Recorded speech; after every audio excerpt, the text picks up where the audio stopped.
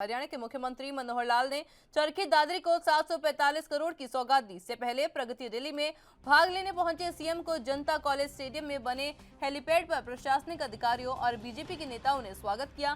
CM के साथ BJP के प्रदेशाध्यक्ष ओम प्रकाश धनखड़, बिजली मंत्री रणजीत चौटाला, सांसद धर्मवीर सिंह, बबीता फोगाट, सुखविंद्र मांझी और विधायक सोमवीर सांगवान समेत कई नेता मौजूद रहे। यहां से मनोहर लाल ने चरखी दादरी में विभिन्न परियोजनाओं का उद्घाटन और परियोजनाओं का शिलान्यास किया। बता दें कि मुख्यमंत्री मनोहर लाल का चरखी दादरी आगमन 3.5 साल बाद हुआ है।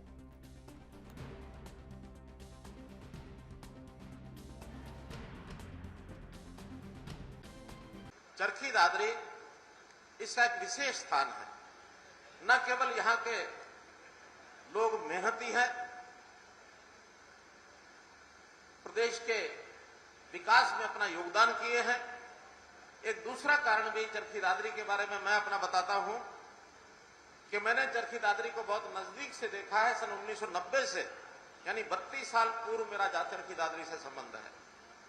मैं जब सामाजिक कार्यों में काम करता था तो लगातार चरखी दादरी आना जाना होता था और उस समय पीड़ा थी कि चरखी दादरी पिछड़ा हुआ इलाका हरियाणा का है, लेकिन चूंकि उस समय राजनीतिक क्षेत्र के नाते से, सरकार के नाते से हमारा कोई ऐसा अधिकार हमारे पास नहीं था जिसके लिए हम चरखी दादरी का कुछ भला करने में अपना योगदान कर सकें, कोई विकास की योजनाओं में अपनी बात कह सकें।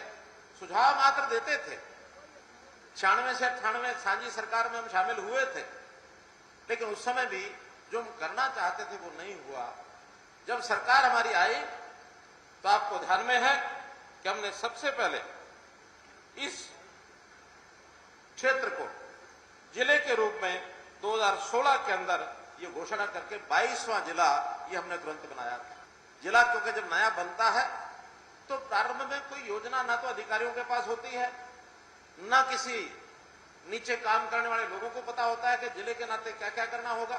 उसके बाद काम करना हमने शुरू किया और जब काम करते करते जब ध्यान में आया यहाँ की आवश्यकताएं, तो इस जिले में जब पिछली बार आया था लगभग 200 घोषणाएं मैंने की थी और उन 200 घोषणाओं में 70% जो है वो पूरी हो गई है।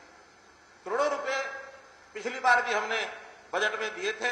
470 करोड़ रुपए स्वीकार किए गए थे, जिसमें 260 करोड़ रुपए का और काम जो है ये पूरा हो चुका है।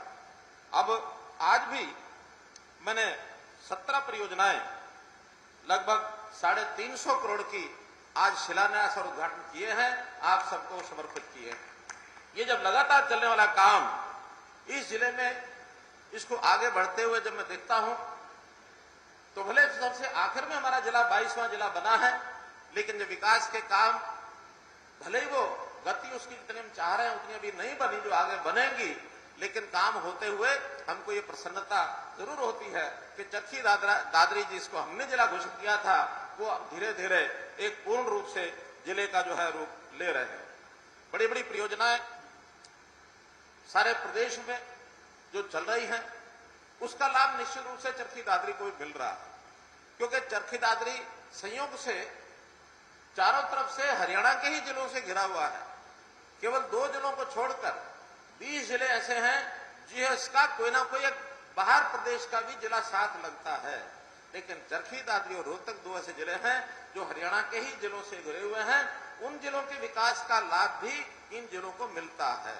ये जो सड़क बन रही है 172D इस्माइलाबाद से शुरू हुई और नांगल चौधरी जयपुर का नेशनल हाईवे उस तक ही जुड़ना था।